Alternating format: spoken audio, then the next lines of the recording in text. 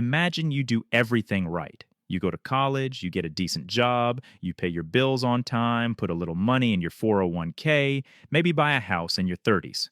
You follow the exact playbook your parents handed you. And then one day you sit down, look at your bank account, and realize you're barely keeping your head above water.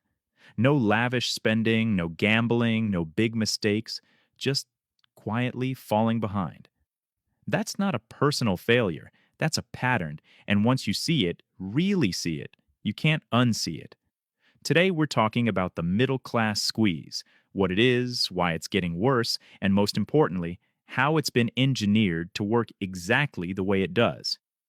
Let's start with a number: $70,000.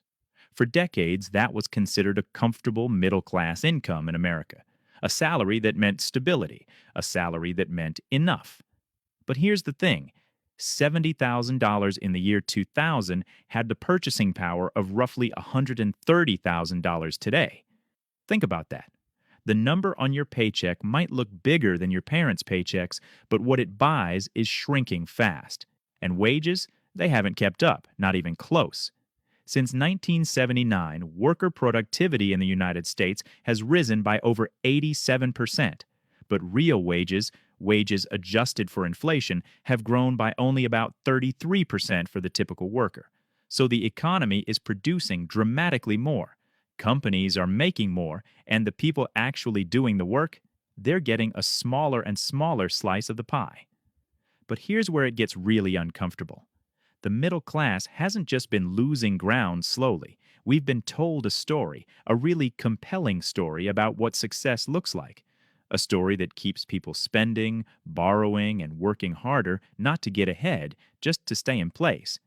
They call it the American dream, but for a lot of people, it's starting to feel more like a treadmill. Now let's talk about the actual mechanics, because this squeeze doesn't come from one direction, it comes from three, all at the same time. Wall 1: the cost of necessities. Housing, healthcare, education.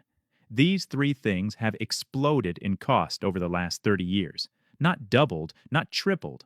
Home prices are up over 150% nationally since 2000, and in major metro areas like New York, Miami, and Los Angeles, we're talking 300 to 400%. College tuition has risen more than 1,200% since 1980, roughly 4 times faster than general inflation, and healthcare costs for families have nearly tripled over the last 2 decades, growing at more than double the rate of overall inflation.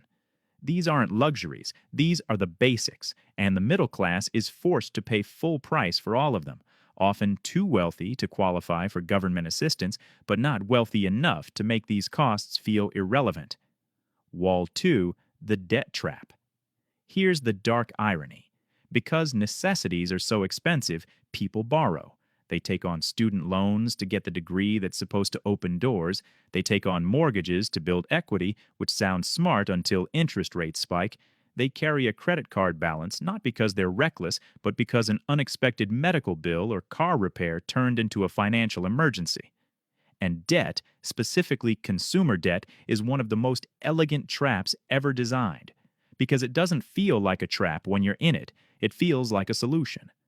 The average American household carries over $100,000 in total debt, and a significant portion of middle-class income goes not toward building wealth, but servicing that debt, paying interest, paying fees, paying for yesterday's emergencies with tomorrow's opportunities. Wall 3: the inflation illusion. And then there's inflation, the quiet thief. Most people understand inflation in the abstract. Prices go up, money buys less. But what most people miss is where inflation hits hardest. Official inflation numbers are averages. They smooth things out. They include things like TV prices, which have actually dropped, and new cars, which few people buy every year. But food, up. Rent, up. Insurance, dramatically up. The things you buy every month have outpaced that official headline number for years. So you get a 3% raise at work, inflation is officially 3.5%, but your actual lived expenses, your rent, your groceries, your car insurance, those are up closer to 6 or 7%. You just took a pay cut and nobody even told you. Here's the part of this conversation that most financial content won't touch. This isn't entirely accidental. Low wages are good for profit margins. High debt creates a reliable revenue stream for financial institutions. Inflation devalues savings, which means people who can't afford to invest in assets fall further behind people who can. Now, I'm not saying there's a room full of people plotting against the middle class. It's not that dramatic. But when you look at the incentives built into the system, who benefits from each of these dynamics, you start to see why nothing ever fundamentally changes, no matter which party is in office, no matter how many promises get made. The system isn't broken, it's working exactly as designed, and it was designed by the people it works for. That's the uncomfortable truth at the center of all of this. But here's the thing, and this is important. Understanding the system doesn't mean you're powerless inside it. The people who actually break out of the middle class squeeze, they don't do it by working harder. They don't escape by white-knuckling their budget or cutting out coffee. They escape by changing the rules they play by. Let's talk about what that actually looks like. Rule 1. Stop trading time for money as your only income source. The wealthy don't get rich from salaries. They get rich from assets, things that generate income while they sleep.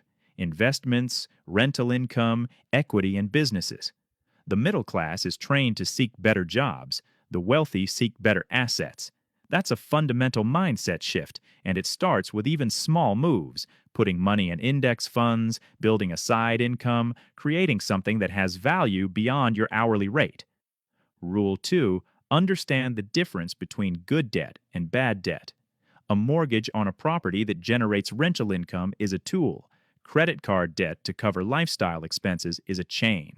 Not all debt is equal, and the financially literate know how to use leverage, carefully, intentionally, rather than being used by it. Rule 3. Protect yourself from the inflation illusion. Keep as little money as possible sitting in low-interest accounts, getting quietly outpaced. High-yield savings accounts, I-bonds, and diversified index fund investments aren't exotic. They're table stakes for protecting your purchasing power over time. None of this is easy. I want to be honest about that. The system creates real headwinds, but there's a difference between being aware of those headwinds and just leaning into them. The people who build wealth from middle-class starting points, they're not smarter or luckier. They just learned to see the game clearly and then played it differently. The middle class built this country. The teachers, the nurses, the electricians, the accountants, the people who do the actual work of keeping society running. And for decades, the deal was simple. Work hard, play by the rules, and you'll have a decent life. That deal is under serious pressure right now, and pretending otherwise doesn't help anyone. But knowledge is the first lever. Seeing the squeeze clearly, naming it, understanding it, is the first step to building something the squeeze can't touch. You can't change the system overnight, but you can change your position inside it.